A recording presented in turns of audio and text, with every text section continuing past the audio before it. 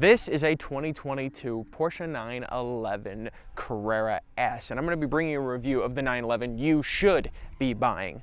I'm Maiden, and you're watching Gaudin X. Now let's talk about the engine that you can't see in the 911. This is a 3-liter flat six, 443 horsepower, 390 pound-feet of torque, which is really healthy. Of course, this drives the rear wheel since this isn't the 4S model, and of course that engine sits over that rear axle. That's why we can't see it, and that's for better weight distribution, which makes the 911 so great and so fast off the line. These wheels don't spin at all when you use that launch control, again, because the engine is sitting directly over them, but it is a Porsche, so we should check out how it sounds. Now, since we're back here already, let's just talk about the stylistic things of this car in the rear end. Of course, you have the light bar on the 992s, the Porsche logo right here.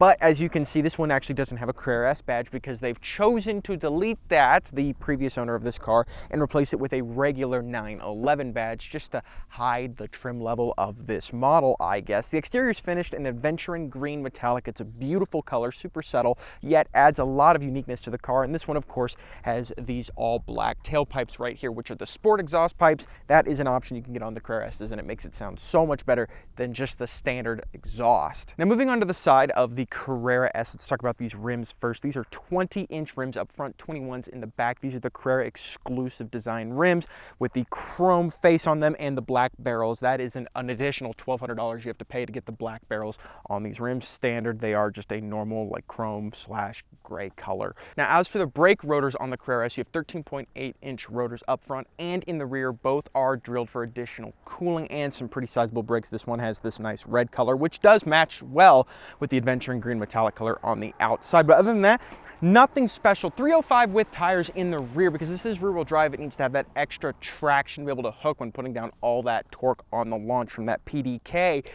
So I could imagine that that would be the proper size wheel to put on this car. 245s up front, just in case you're interested. Now, on the front of the 911, nothing too special compared to the other 911s out there. You have the LED headlights, of course, that are specific to the 992 generation. These turn signals up front that are integrated into these air slats that cover up the radiators up front for that additional cooling on this car. Overall, it's just a standard looking 911, nothing special, but we should talk about the Frunk space on this car. If you're really interested in that, you don't get tons of storage in the cargo compartments of this vehicle, but it is important to mention them just in case you do plan on doing a trip or something along those lines. You have 4.6 cubic feet of cargo space up here, and you do have some nets in here. It can carry a small carry-on bag, or if you need to take it to the grocery store, you can definitely do that, but you're not going to be carrying anything large in this car. Now, the inside of this 911, it's a nice place to be. This one has the upgraded leather with the chalk stitching. It's really, really configurable what you can do with the interiors of these cars. And it is, of course, a nice place to be. You have leather on the door panel all over the place, all over the dash, and these seats are nice and comfortable. These seats are the upgraded adaptive 18-way sport seats, which are nice and comfortable, super configurable to whatever you want. And of course, you have 3 different profiles for whoever is going to be driving your car. This one also has the GT steering wheel, which is nice. It's trimmed in leather. You have your drive mode selector on it as well, and these nice and large PDK paddles on the back, which is the dual clutch transmission that Porsche uses in all of their vehicles. Now, this one also has the heated and the ventilated seats both optioned onto it, which is nice. And you also have this removable cup holder in the center just in case you want to remove or add that. You can add like a little tray in here as well, just in case you want somewhere to store coins or something. But yes, and this one has the passenger cup holder trimmed in leather, which just goes to show how much you can configure this car up to basically be anything you want it to be. Now, the gauge cluster is nice. You have the split screen design right here with an analog tachometer in the center. This has been on the 992 generation since it came out. But now, of course, you're going to have this set of 5 buttons on the dash in this car. This one has a suspension setting, which can change it between a normal and a sporty suspension feel. And of course, you have the exhaust mode button, which you can press to open up those valves on the upgraded sports exhaust. This one has the Sport Chrono package on it and some other things, Sport Design package for the exterior. This one also has the sub-second clock that you have on the dashboard for tracking your lap times or anything like that. It's just something that Porsche puts in a lot of their vehicles. Now, for storage space on the interior of the 911, it is fine. Nothing to write home about. You have a decent sized center console, 2 USB Type-C ports in there, and a decent sized glove box with like I said, the tray, if you just want to do coins instead, you can take this cup holder out, push this one in, and now you have a small tray. Now in this specific 911, this one also has the matte carbon fiber inlays, which is a nice touch. I think, like I said, this is the perfect 911 that you should be buying. It's still pretty quick. It has all the power you could want, and the interior, the way this one is spec'd up, is pretty nice, and there's been a lot of options put into this one, and it's significantly cheaper than something like a 911 Turbo. So yeah, the interior of this thing is still pretty nice. The 911 has such a special place in my heart because the GT3 was the first car I ever drove on a track soon after the 488 GTB, and the GT3 by far, on a track at least, was the way better vehicle. I wasn't looking for pure straight line speed. I was looking for something that just wowed me in terms of track performance. Now, of course, that's a 991.2 GT3. The Carrera S is a little different on the track, but that doesn't mean this car doesn't have the soul of something like that. 191 mile an hour top speed. Now, I'm not going to be testing that out because that would just be plain stupid. 3.5 seconds is what Porsche claims for a 0 to 60 time. With Sport Chrono, 3.3. We all know it's a little faster than that. I'm guessing around 2.9 is what this really does. Even in its rear-wheel drive configuration, of course, there's the 4S, which is its all-wheel drive configuration that will hook and spin less, but we all know with these 305 tires that they have on the rear that this thing is not going to have a problem catching traction at all. When you dive in it and accelerate, it's so quick. Now, the problem I find with Porsches is that they're too perfect. There's theater to it, but it's not Ferrari theater. It's not the crazy theater that you get out of something like an M5. And the reason behind that is because it's a perfect car. The weight distribution is perfect. The speed is perfect. The powertrain is perfect.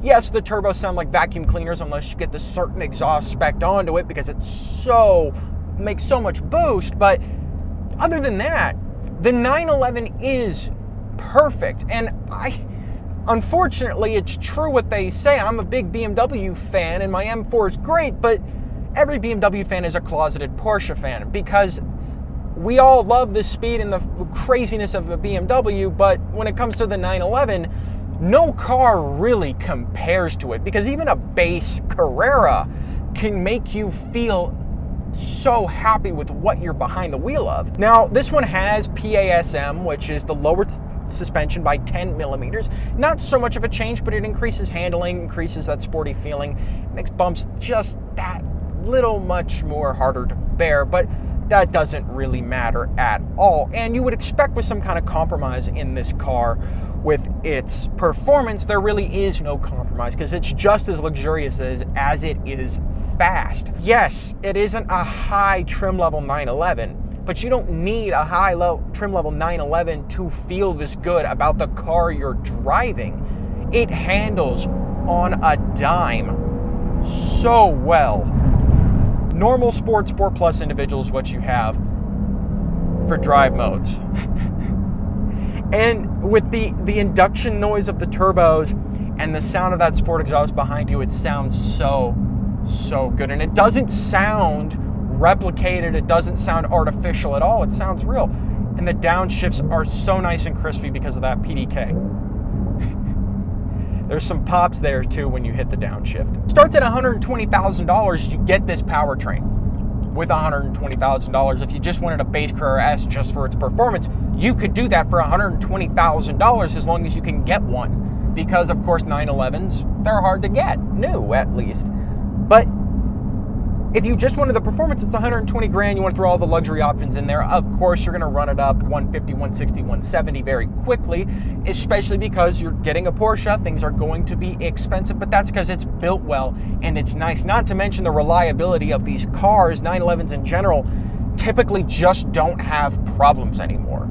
And that's the nicest thing about having this car. And that is why it's so perfect. The perfect performance, the perfect luxury, and the perfect reliability out of a car that is between $120,000 and $170,000, which is a lot of money, don't get me wrong, but there are worse options for $120,000 to $170,000. There's worse options for $250,000. All right, yes, this isn't the top trim level 911 out there, but the Carrera S is still an amazing trim level, and it's significantly cheaper than something like a Turbo S, GT3, or GT3 RS. Significantly cheaper. This starts just shy of $120,000, which is low compared to the other ones out there, and it is still very impressive performance that Porsche underrates this car on. They quote 3.3 seconds with the Sport Chrono package, which we all know it's quite a bit faster than that. And with a top speed of 191 miles an hour, what more can you ask for out of a 911? Now this one, because of all its options,